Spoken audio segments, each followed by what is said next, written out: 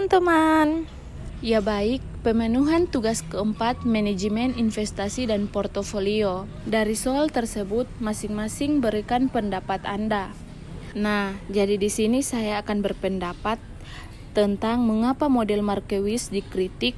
Jelaskan pendapat Anda secara lengkap, sedangkan teman saya, dia akan berpendapat tentang adakah alternatif pengganti model tersebut. Jika ada, maka jelaskan secara lengkap. Nah, di sini saya akan coba menjelaskan pendapat saya mengapa model Markowitz dikritik. Jadi menurut saya, model Markowitz yang dikenal sebagai teori portofolio modern (MPT) merupakan kerangka kerja penting dalam keuangan yang membantu investor untuk mengoptimalkan portofolio mereka. Nah, berikut ada beberapa kritik terhadap model Markowitz. Yang pertama, ada asumsi yang tidak realistis. Model Markowitz didasarkan pada beberapa asumsi yang mungkin tidak selalu berlaku dalam dunia nyata. Yang kedua, keterbatasan data. Model Markowitz membutuhkan data historis tentang pengembalian aset untuk menghitung korelasi dan volatilitas. Yang ketiga, kompleksitas dan perhitungan. Model Markowitz dapat menjadi rumit dan membutuhkan perhitungan yang intensif, terutama untuk portofolio yang besar dan kompleks. Yang keempat, tidak menyertakan faktor non-kuantitatif. Model Markowitz hanya berfokus pada faktor kuantitatif seperti pengembalian dan risiko. Yang kelima, tidak menyertakan risiko sistematik. Model Markowitz mengasumsikan bahwa risiko aset tidak saling terkait, tetapi dalam praktiknya aset dapat saling terkait melalui risiko sistematik seperti resesi ekonomi global. Yang keenam, tidak menyertakan biaya transaksi. Model Markowitz tidak mempertimbangkan biaya transaksi seperti biaya komisi dan biaya manajemen. Yang ketujuh, tidak menyertakan faktor psikologis. Model Markowitz tidak mempertimbangkan faktor psikologis yang dapat mempengaruhi perilaku investor seperti takut dan keserakahan.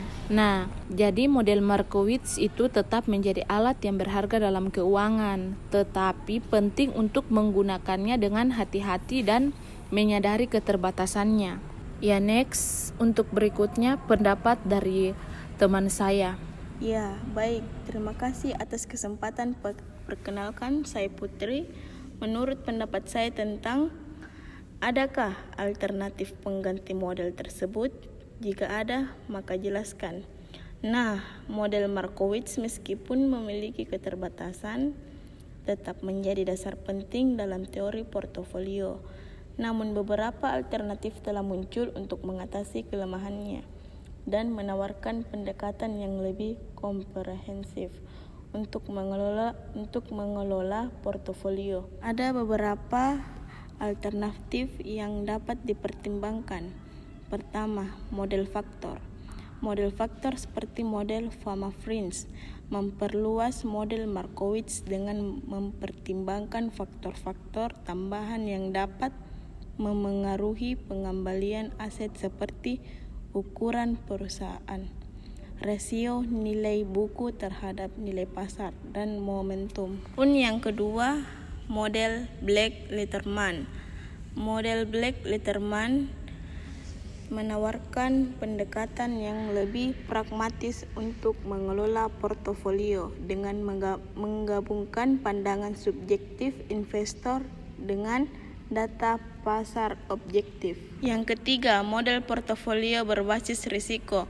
Model portofolio berbasis risiko berfokus pada mengelola risiko portofolio daripada hanya mengejar pengembalian.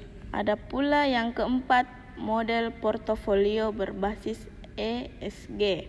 Mempertimbangkan faktor-faktor ESG dalam proses pengembalian keputusan investasi. Dan yang terakhir, model portofolio berbasis AI. Model portofolio berbasis AI menggunakan algoritma pembelajaran mesin untuk mengoptimalkan portofolio dan mengelola risiko. Nah, pentingnya untuk diingat bahwa model portofolio hanyalah alat bantu. Investor harus tetap proaktif dalam memantau portofolio mereka dan menyesuaikan strategi mereka sesuai dengan perubahan kondisi pasar. Sekian pendapat dari saya. Selanjutnya saya kembalikan kepada saudari Eva. Oke, baik. Di sini kita bisa berkesimpulan, meskipun model Markowitz dan portofolio telah memberikan kontribusi yang signifikan dalam bidang keuangan, model ini memiliki beberapa keterbatasan dan kritik. Investor harus menyadari keterbatasan ini dan tidak mengandalkan model Markowitz sebagai satu-satunya alat pengambilan keputusan investasi.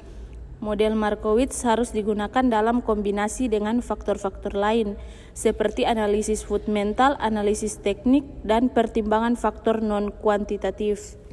Mungkin cukup sekian, lebih dan kurangnya mohon dimaafkan ya. Thank you for watching. See you next video, guys. Bye-bye. I wanna be my dream girl, doing everything I've never seen.